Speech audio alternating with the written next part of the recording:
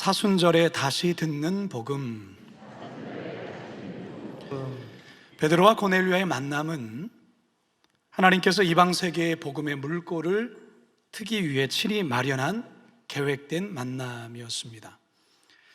하지만 이 만남이 결코 쉽지만은 않았습니다. 먼저 하나님은 이방인에 대해 고질적인 편견을 가지고 있는 이 유대인들의 사고를 깨뜨리셔야 했습니다. 그래서 베드로에게 부정한 짐승이 가득 담겨있는 보자기 환상을 보여주시며 베드로의 고정관념부터 바로 잡으려 했습니다. 한편 가이사랴에 있는 백부장 고넬료는 구시 기도 중에 천사를 만나게 되고 천사의 지시에 따라 하인 둘과 병사 한 사람을 요바에 급히 보내어 베드로를 고넬료의 집으로 초청하게 합니다. 이렇게 해서 베드로와 고넬료와의 이 역사적인 만남, 복된 만남이 이루어지게 되죠. 고넬료의 집에 들어간 이 베드로는 자신을 기다리며 모여있는 사람들에게 잠시 소회를 밝히고서는 곧바로 설교에 들어갑니다. 이 짧은 설교 속에 복음의 핵심이 다 들어있습니다. 소위 기독론적 복음 설교를 선포합니다. 예수 그리스도가 어떤 분이며 그가 무슨 일을 하셨는가에 대해 일목요연하게 아주 잘 설명을 합니다. 결국 이 베드로의 설교로 이방인 고넬료 가정에 복음의 놀라운 새 역사가 펼쳐지고 나타나게 되죠. 사랑하는 성도 여러분, 우리는 지금 사순절의 기간을 보내고 있습니다. 사순절은 예수님의 고난을 묵상하며 주님 앞에 한 발자국 더 가까이 나아가는 절기라 할 수 있습니다.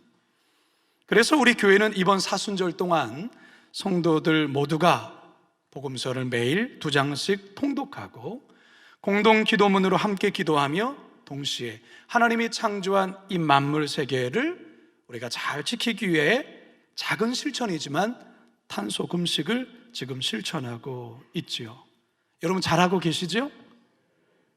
우리 성가대만 큰 소리가 안 나고 잘하고 있으리라 믿습니다. 성도 여러분, 사순절에는 예수 그리스도의 피 묻은 복음을 다시 한번 깊이 되뇌이며 하나님 아버지의 사랑에 깊이 잠기는 기간이 되어야 합니다. 그리스도의 복음 앞에 다시 서는 기간이 바로 이 사순절이라는 것이죠. 오늘 우리는 고넬료 가정에 전해진 베드로의 생생한 복음 설교를 통해 다시 한번 복음을 듣게 될 것입니다.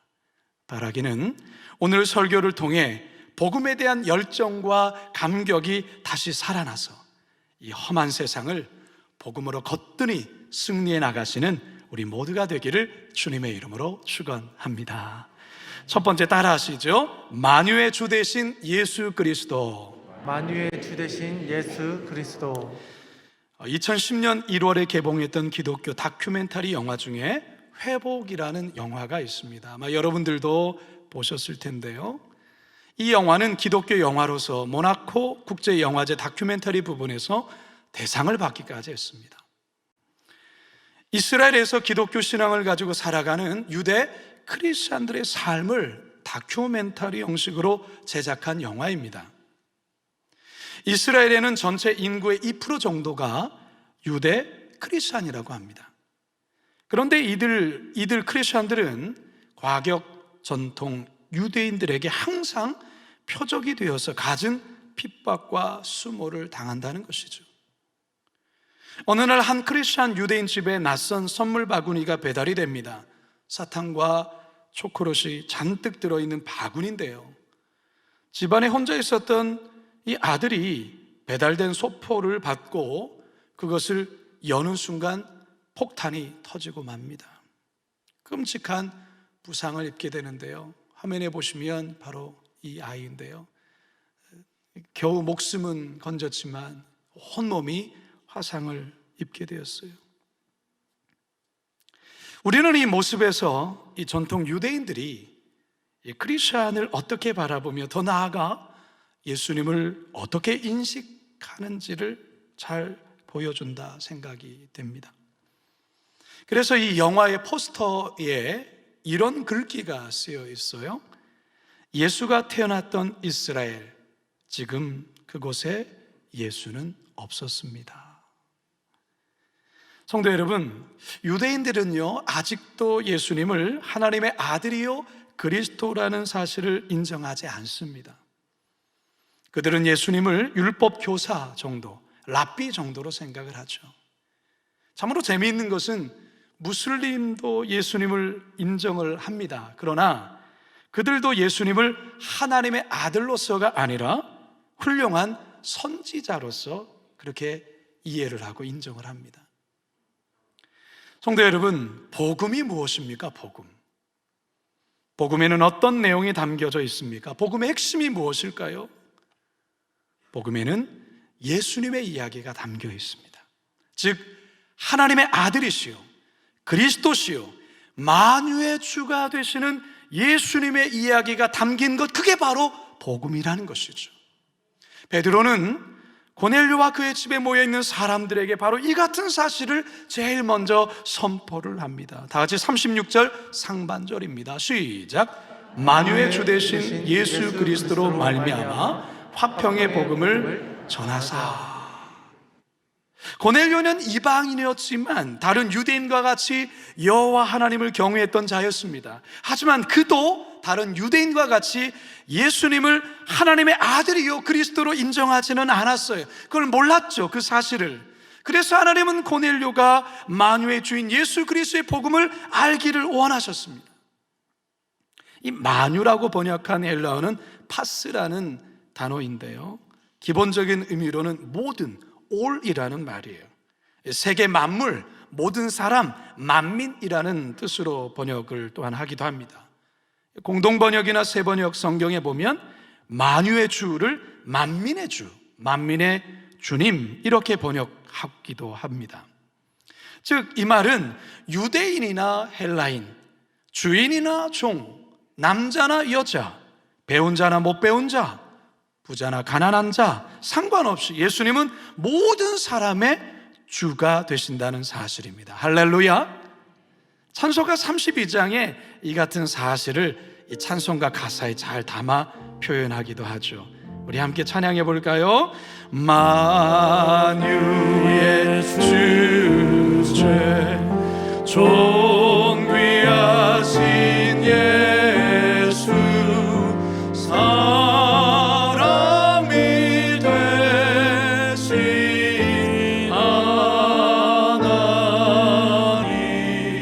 하나님 나 사모하여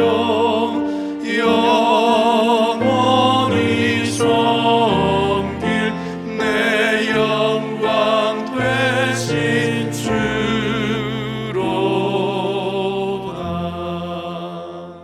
할렐루야. 우리는 예수님을 만유의 주님 이렇게 고백하며 우린 주님을 섬기는 것이죠. 자, 그런데 여러분, 베드로는요 만유의 주 되신 예수 그리스도를 선포하면서 예수님을 화평의 복음을 전하는 자다 이렇게 또한 소개를 해요. 36절 상반절 한 번 더 읽습니다. 시작. 만유의 주 되신 예수 그리스도로 말미암아 화평의 복음을 전하사. 베드로는 예수님이 전한 복음의 핵심을 화평으로 보고 있어요. 평화로 보고 있어요. 그래서 화평의 복음 이렇게 표현하고 있는 것이죠. 복음이신 예수님이 하나님과 죄인인 인간 사이에 화해의 중재자가 되어 주셨기 때문에 하나님과 인간 사이에 평화가 이루어졌다라는 것을 증거하는 것이죠. 더욱이 이방인과 유대인 사이에서 예수님이 화해의 중재자가 되셔서 복음으로 진정한 평화를 이루셨다라는 것을 우리에게 말씀하는 겁니다. 사도 바울은 화평의 복음에 대해 골로새서에서 이렇게 설명을 하죠. 골로새서 1장 20절과 22절입니다. 시작. 그의 십자가의 피로 화평을 이루사 만물 곧 땅에 있는 것들이나 하늘에 있는 것들이 그로 말미암아 자기와 화목하게 되기를 기뻐하심이라. 전에 악한 행실로 멀리 떠나 마음으로 원수가 되었던 너희를 이제는 그의 육체의 죽음으로 말미암아 화목하게 하사 너희를 거룩하고 흠없고 책망할 것이 없는 자로 그 앞에 세우고자 하셨으니. 아멘. 사랑하는 성도 여러분, 이 화평을 이룬 대상 속에 저와 여러분이 있다는 사실을 믿으시기 바랍니다. 이 화평을 이룬 대상 중에 여러분들의 가족들 또한 있음을 믿으시기 바랍니다. 이 화평을 이룬 대상 가운데 여러분들이 오랫동안 중보하며 기도하는 대상이 있음을 믿으시기 바랍니다. 바라기는 이 사순절 만유의 주가 되시고 화평의 복음을 전해주신 이 예수 그리스도를 더 깊이 묵상하며 알아가시는 우리 모두가 되기를 주님의 이름으로 축원합니다. 두 번째 따라하시죠. 인류의 구원자 되신 예수 그리스도. 인류의 구원자 되신 예수 그리스도. 만유의 주가 되시고 화평의 복음이신 예수님을 소개한 베드로는요, 이제 본격적으로 예수님이 지상에 계실 때에 어떤 일을 행하셨는지 그 사역에 대해 설명합니다. 37절에서 40절입니다. 시작. 곧 요한이 그 세례를 반포한 후 갈릴리에서 시작하여 온 유대에 두루 전파된 그것을 너희도 알거니와 하나님이 나사렛 예수에게 성령과 능력을 기름 붓듯 하셨음에 그가 두루 다니시며 선한 일을 행하시고 마귀에게 눌린 모든 사람을 고치셨으니 이는 하나님이 함께 하셨습니다.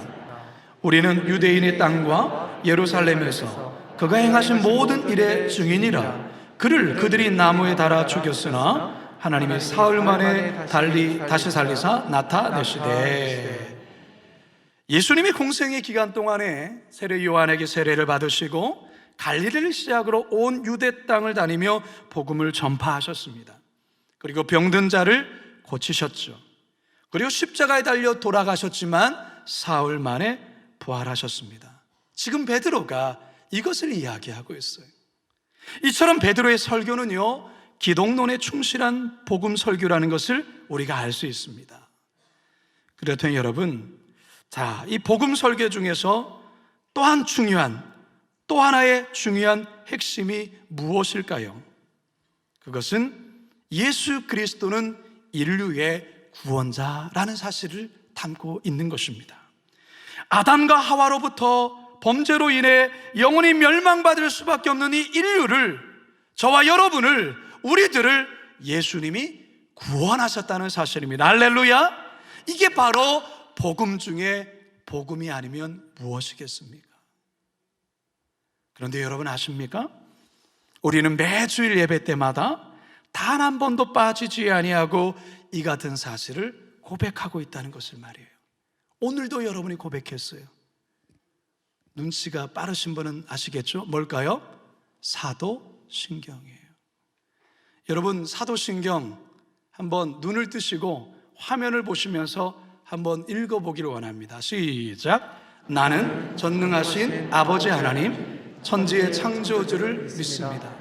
나는 그의 유일하신 아들 우리 주 예수 그리스도를 믿습니다.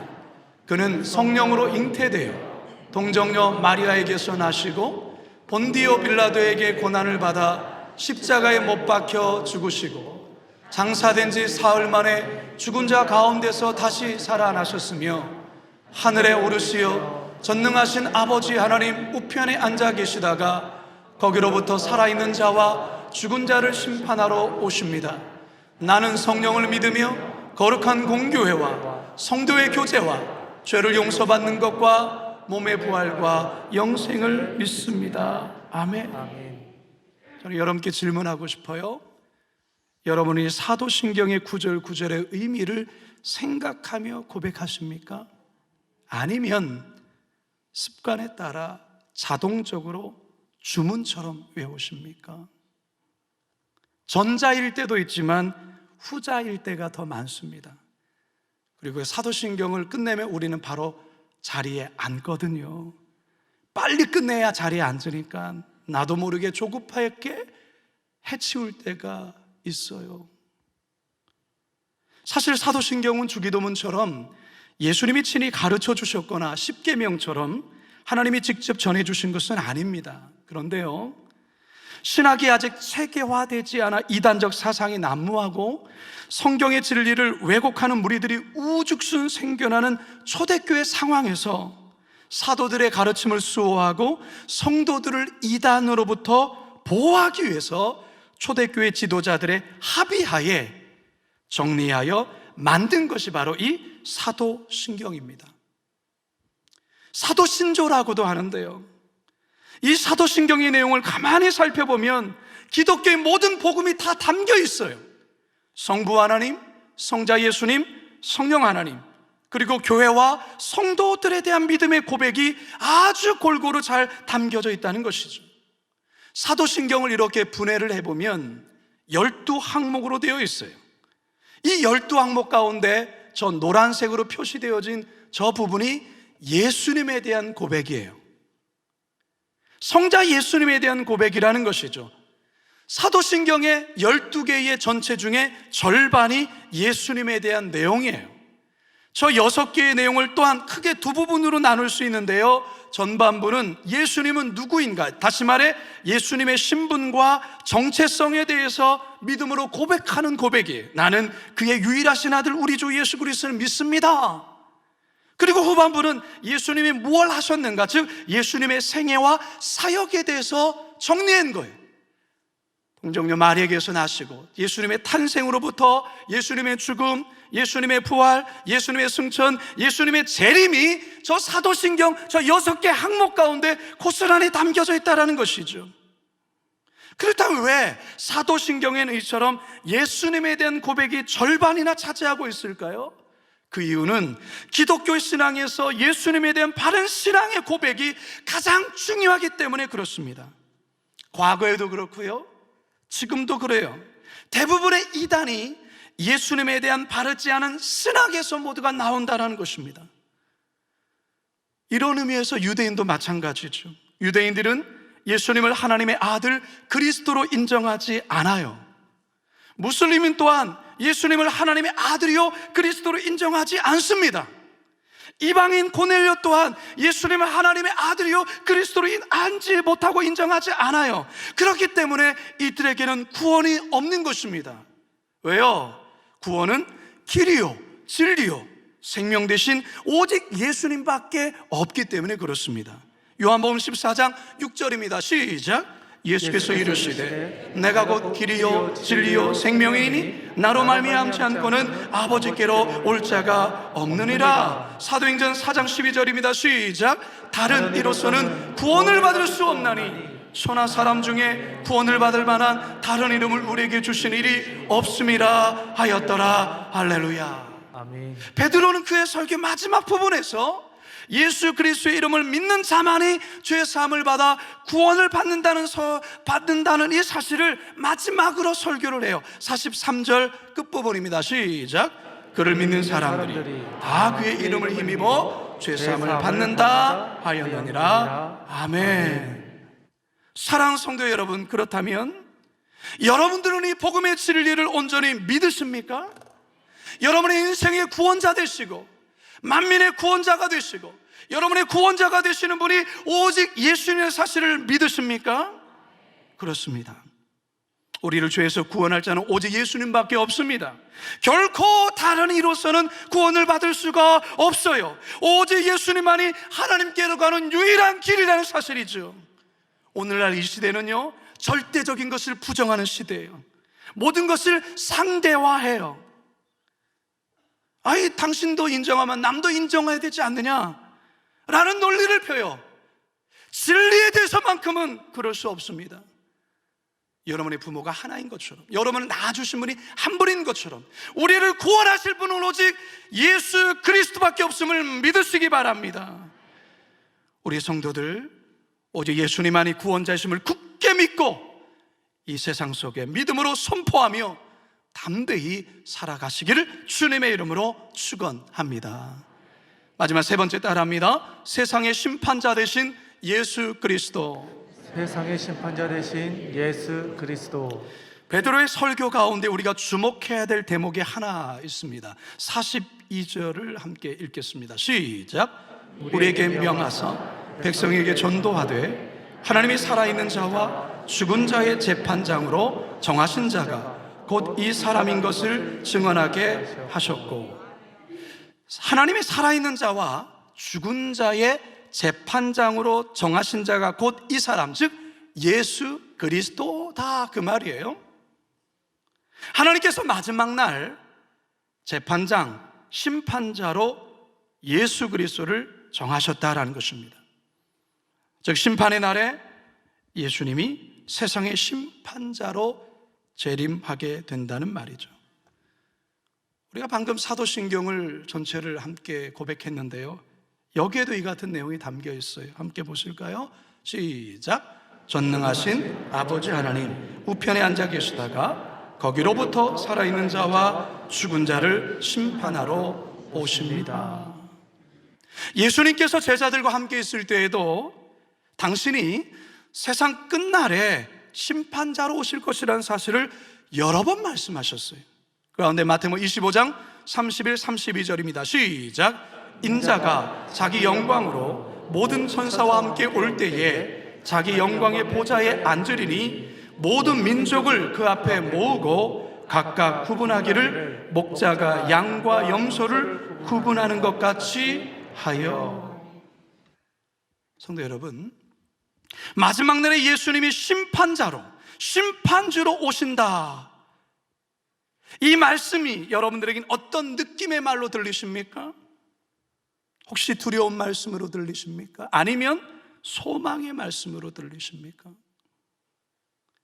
예수님을 믿는 신앙 때문에 고난을 당하고 말씀을 지키기에 온갖 수모를 당한 자들에게는 예수님이 심판주로 오신다는 말씀은 소망의 말씀으로 들릴 것입니다. 하지만 세상 욕심에만 취해서 하나님과 전혀 상관없이 산 이들에게는 예수님이 심판주로 오신다는 이 말씀은 두려움의 음성이 될 수밖에 없습니다. 왜요? 전자의 경우에는 하나님 앞에 칭찬과 상을 받는 날이지만 후자의 경우에는 무서운 책망과 영벌을 받는 날이기 때문에 그렇습니다. 요한계시록 20장 12절에서 15절입니다. 시작. 또 내가 보니 죽은 자들이 큰 자나 작은 자나 그 보좌 앞에 서 있는데 책들이 펴 있고 또 다른 책이 펴졌으니 곧 생명책이라. 죽은 자들이 자기 행위를 따라 책들에 기록된 대로 심판을 받으니 바다가 그 가운데서 죽은 자들을 내주고 또 사망과 음부도 그 가운데서 죽은 자들을 내주매 각 사람이 자기의 행위대로 심판을 받고 사망과 음부도 불못에 던져지니 이것은 둘째 사망 곧 불못이라. 누구든지 생명책에 기록되지 못한 자는 불못에 던져지더라. 이 모든 심판을 행하실 심판주가 예수 그리스도라는 것이죠. 계시록 22장 12절과 13절은 이렇게 말씀합니다. 시작. 보라, 내가 속히 오리니 내가 줄 상이 내게 있어 각 사람에게 그가 행한 대로 갚아주리라. 나는 알파와 오메가요 처음과 마지막이요 시작과 마침이라. 우리 주님께서는 심판주로 오시지만 또한 주님께서는 상을 주시러 오신다는 것이죠. 주를 위하여, 복음으로 인하여 말로 다 할 수 없는 고난과 어려움 속에 있는 그들에게는 우리 주님 상을 주신다는 거예요. 이제 저는 말씀을 마치려 합니다. 사랑하는 성도 여러분, 저도 그렇고요, 가끔 가방이나 호주머니에 핸드폰이 있다고 생각했었는데 아무리 찾아봐도 핸드폰이 없는 경우가 가끔 있어요. 여러분들은 그런 때 어떻게 하십니까? 그거 찾으라고 그냥 눈을 크게 부라리게 뜨면서 찾아다니지 않습니까? 온갖 방법을 통해 다 쓰죠. 이 핸드폰 없으면 여러분 너무너무 불편하잖아요. 그리고 요즘에는 핸드폰 지갑에 정말 신용카드도 다 넣고 다니기 때문에 그거 잃어버리면 화들짝 놀라서 그거 찾으려고 애를 많이 쓰죠. 그래서 우리는요, 의식하든 의식하지 않든 핸드폰을 항상 인식하며 핸드폰이 손에 있는가? 항상 그게 어디에 있는가를 항상 의식하게 되어져 있어요. 여러분께 질문합니다. 여러분은 예수 그리스도의 복음을 여러분의 심령 안에 명확히 잘 박혀 있는 것을 항상 확인하십니까? 이거 확인해 보셔야 돼요. 교회 다닌다고 예배 자리에 나왔다고 안심하면 안 돼요. 나 이거 확실히 있다고 생각했는데 주님 앞에서 아무리 찾아봐도 없다는 것 알게 되면 이거 정말 낭패 아닐까요? 여러분, 이 시간 여러분 하나 예수 그리스도가 나의 구주신지, 나는 이 사실을 정말로 목에 칼이 들어와도 믿는 자인지 확인해 보셔야 돼요. 예수 그리스도께서 만유의 주가 되시는 분이고 인류의 구원자 되시고 세상의 심판자로 오실 그 예수님이 나의 주님이신지 이 시간 여러분 확인해 보시라는 거예요.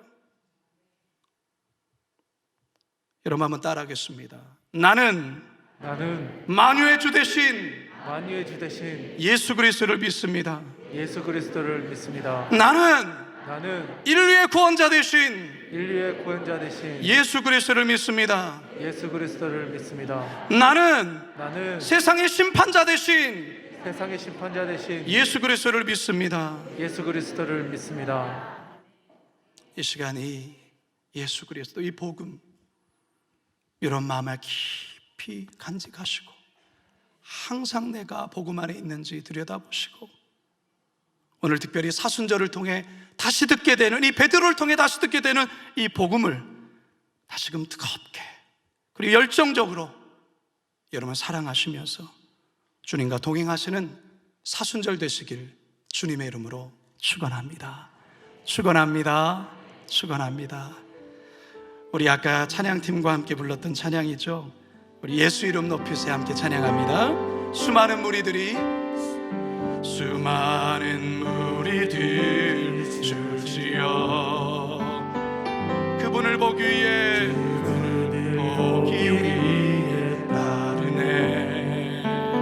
평범한 목수이신 그분 앞에 모든 무릎이 꿇어 경배하네. 모든 문죄들 하나하나 죽음까지도 힘을 잃고 생명의 근원 되신 예수 이름 앞에 모든 권세들